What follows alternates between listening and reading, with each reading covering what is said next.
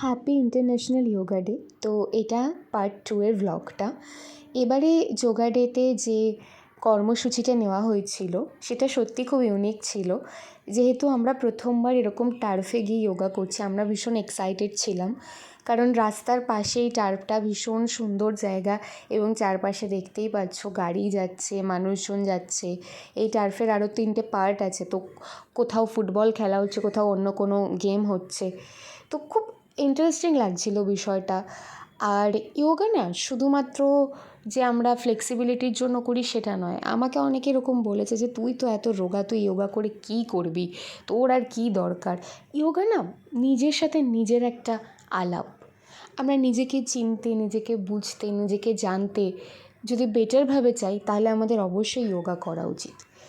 আমরা যত বেশি যোগা করব তত বেশি নিজের সাথে নিজে কানেক্টেড হব। আর নিজের সাথে নিজের কানেকশানটা না পৃথিবীতে সবথেকে বেশি জরুরি। কারণ এখনকার দিনে মানুষ পাশে থাকে না। আমার জীবনে ডাউনস বা খারাপ সময় যখন চলে, এখনও যে খুব আপস চলছে তা নয়। আমি এই কথাটা সব ভিডিওতেই বলি কারণ এটা রিয়েল, আর আমি চাই আমার ভ্লগের রিয়েলিটি দেখাতে। শুধুমাত্র ফেক আনন্দের মুহূর্ত দেখিয়ে আমি আমার ভ্লগ বানাতে চাই না। তো যাই হোক, যখন ডাউন খারাপ ফেজ চলে, এই মুহূর্তে আমি দেখছি আমার লাইফে কেউই নেই, কিন্তু যোগা আছে। যোগা আমাকে ভালো রাখছে, পজিটিভ রাখছে।